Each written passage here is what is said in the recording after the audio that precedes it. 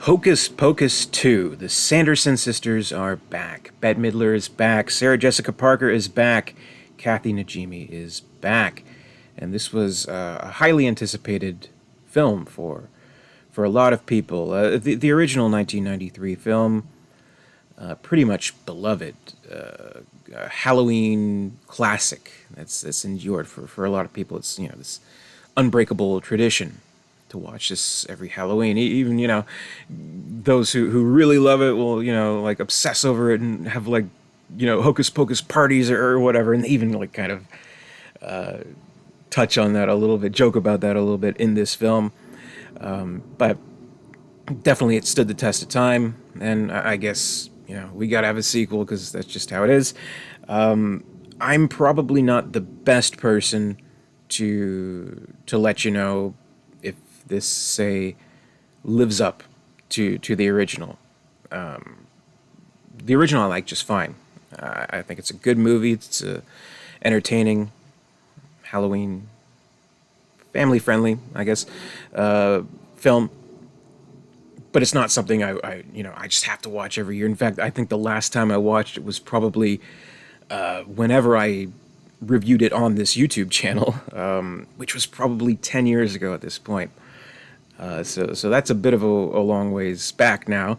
And I even kind of thought maybe I should watch the original first before watching this. But nah, I'll take my chances. I'll see what's up with this new one. And I can at least tell you that, like, if you only have, like, say, the vaguest of vague memories of the original 1993 film in the back of your head, you'll do fine going into this one. I mean, it stands well enough on its own, and any kind of relevant information from the original, they'll track for you. They'll kind of flash back to certain things. They'll let you know through some exposition of what's going on and how they're all back and that kind of stuff. And I mean, the basic plot is the sisters are back. We get a little bit of kind of like an origin story of them as the young sisters in Salem, and kind of being the outsiders of this town, and kind of being first seduced by the black magic, turning into witches. And they have this enemy, this pastor played by Tony Hale, who's kind of leading them to be the pariahs that they are, and all that. So they kind of set this new foundation, which works fine. And then they come back through, I don't know, magic or something. We have this shop owner, this magic shop owner, played by Sam Richardson, who apparently saw the sisters when they returned back in 1993. He wasn't in the original movie, at least I don't think so. But they flash back to that, like him seeing them or something like that. So basically they work in this new plot. They're back, and really the only ones who can stop them this time around are three friends who are like sisters. They're kind of the new generation, but with good intentions, let's say. And that's Becca, Izzy, and Cassie. And the writers are like, these are modern teenage girl names, right? Yeah, that'll be fine. But they're the new main characters, the new youths in the middle of all this wackiness. And they kind of practice their own witch stuff too, but they have had kind of like a falling out because one of the girls, Cassie, she's gotten a boyfriend, spending less time with the other girls. So there's kind of this whole plot about the friendship circle kind of being broken by the boyfriend character, who's like the dumbest motherfucker ever. Like this boyfriend Mike, he's like just this dumb idiot who's kind of like a dog. Like he's like a human version of a dog, I guess. Which he's good intentioned too. So I kind of actually applaud the movie for not doing some cheesy side plot where he's like, oh, he cheats on Cassie or whatever, and he's really a bad guy. No, he turns out to be okay, and kind of that whole aspect of the plot, there is resolution to that, so that's fine.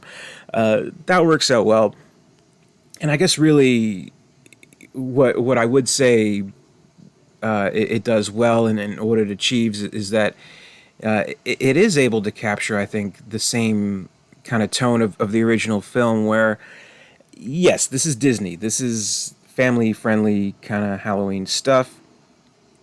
Which it doesn't, Halloween stuff doesn't always necessarily have to be, the bloody, gore laden slashers and stuff like that. You can have more innocent fare and still have a pretty good time. And I think the original Hocus Pocus is a shining example of that. Absolutely. And so I think it is able to kind of replicate that, which is a hard thing to do. It's a hard thing to do to have a movie that's not hardcore, scary, going to traumatize the kids, kind of thing, but not too cutesy where any of the parents watching it with their kids are going to be like checking their watches every 5 minutes. Though I mean, it gets close to kind of overstaying its welcome. It gets a little dried out in certain places, but I think it achieves its goals fairly well.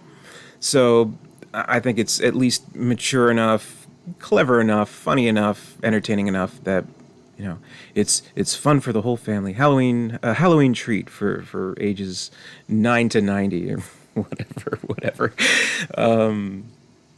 So that's good, and it's a hard thing to do. It's even harder to do a proper sequel 20 something years later, right? So good job on that. I mean, continuity wise, it feels like Bette Midler, Sarah Jessica Parker, Kathy Najimy, they never stop playing these characters. It's as if they've been playing them all their lives. They fit back into the roles perfectly. The chemistry is there. The interactions between the sisters and the true love between these sisters, actually, it's evident, and that actually plays in a good part because they are they're technically the bad guys of the movie. They're technically evil characters, but we like them in a certain way, and we have investment in these characters as this trio in a certain way. So it plays off that well. Does a good job with that, and has all the fun stuff. There's definitely funny jokes in the movie. Definitely stuff that had me laughing. Like obviously Sarah Jessica Parker, she's kind of the dim-witted one, the comic relief. She does well. Bette Midler chewing up the scenery, fantastic. Good little gags here. Like they have a gag with instead of a broom. Kathy Najimy, she's writing these Roombas, right? So I mean that's kind of funny. But then there's other stuff where it's like, really, they were back in Halloween times, 1993. They don't know what a Walgreens is. They don't know what a automatic door is, and all that. So you kind of like suspend your disbelief a little bit. Fish out of water, kind of stuff. And that I put a spell on you, kind of showstopper musical number in the original film. I mean, that obviously became a highlight of the movie. Lots of people love that part, so they try to replicate that too. They have them singing and dancing, all that kind of choreographed stuff, which I'm sure will be played at many a drag shows in the future. They do Elton John's "The Bitch Is Back," but it's "The Witches Are Back." Blondie, one way or another. And they enchant the whole town and have them kind of following them to find the trio of these teenage girls to stop them. There's a moment where you're getting kind of like Ghostbusters 2016 vibes. It's like, uh-oh. But no, just enough that it doesn't quite become obnoxious. Maybe gets a little close, but otherwise fine. So I thought it did a decent job. Again, I'm not really the best person to evaluate this movie, but I say in continuity wise, I think it does match fairly well the original. We have the original cast. Also, Doug Jones back playing the zombie. He's very good. He's very entertaining, very funny, and similar aesthetic where they can almost, because it's kind of like this cheesy thing, they can almost kind of get away with kind of subpar effects where it's like obviously blue screen kind of stuff where they're flying around and stuff like that. So I don't know. I'm curious to see for the hardcore Hocus Pocus fans out there, which there are many, they are legion.